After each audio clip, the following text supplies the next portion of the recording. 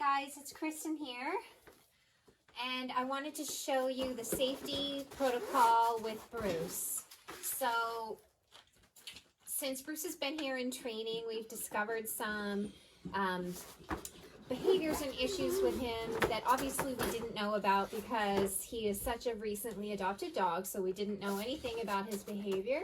One of the issues that I've seen is resource guarding, which means, no, down, which means when Bruce has something of value, he felt very possessive of it, would stand over top of it, growl, bark, you know, snarl, like the whole bit. This is a completely unacceptable behavior that we need to correct. We're not going to allow our dogs to do this. Once addressed in training, we have to maintain that work. And that means following a very detailed, consistent safety protocol in a lot of different areas of the dog's life so that he never has the opportunity to return to those resource guarding habits. Because no matter what I teach him, no matter how much we practice, I can't make him forget how to resource guard. I can't make dogs forget all the bad things that they used to do. But what we can do is remove opportunities for the dog to go back to the bad behavior. We can make sure that we are always following safety protocol every single time to the letter, and we can make sure that we're always using all of the tools and training at our disposal to do things right. So what I do when I feed the dog, the first thing I do is I get everything ready. Bruce obviously in his crate. We're always going to feed the dog in his crate with the door closed and latched. We want the dog to be in a space all by himself where no one can approach his crate. So we don't want other animals walking by. We don't want people hanging around the crate, and we don't want kids like sticking their hands in the dog's crate. That is his space where he should be completely alone and never harassed by anything or anyone. So when I go to feed him, what I'm going to do is open the crate door.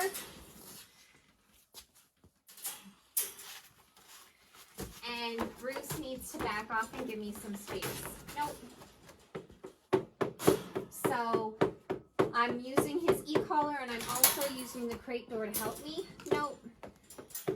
So when he comes too far forward, when he paws at me, when he reaches for the bowl, anything like that, I'm correcting it. What I'm going to do is set the bowl down, but if he makes a move towards it, I'm going to pick the bowl straight back up, and I'm also, going to correct him.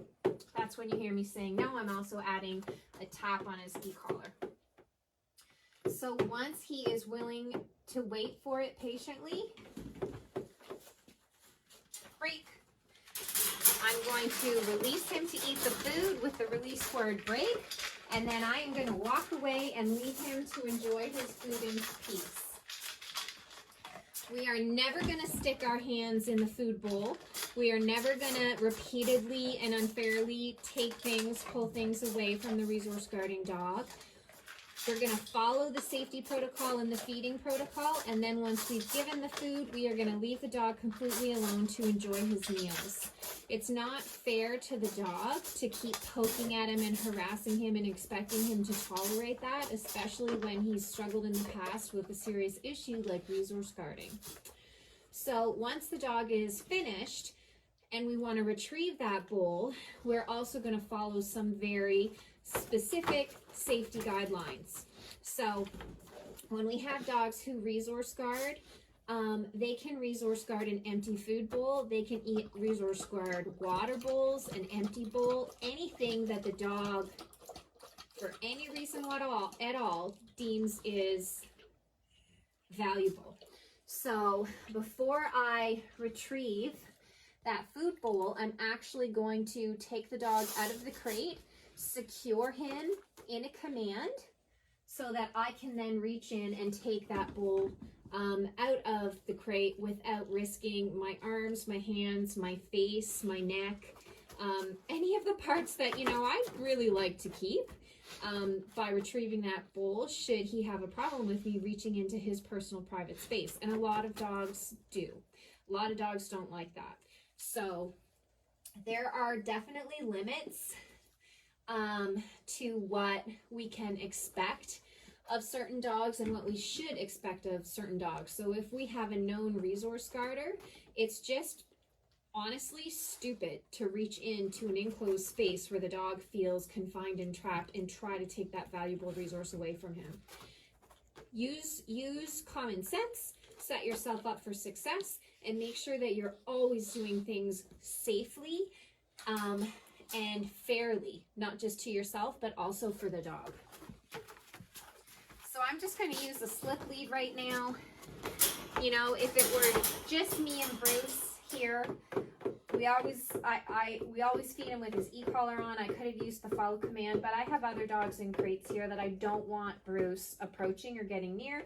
So I'm going to be using a second means of control, which is my slip lead.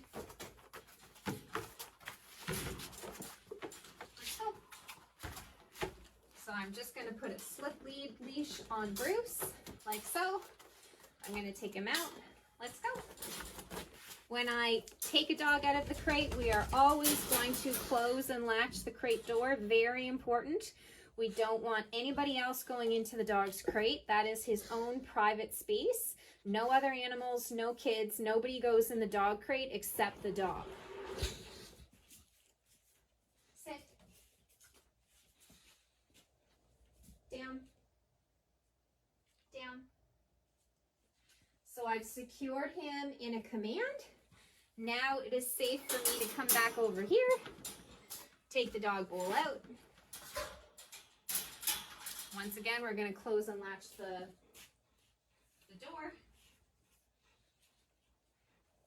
And because I have to do a couple of other things, I'm actually going to put Bruce back in his crate.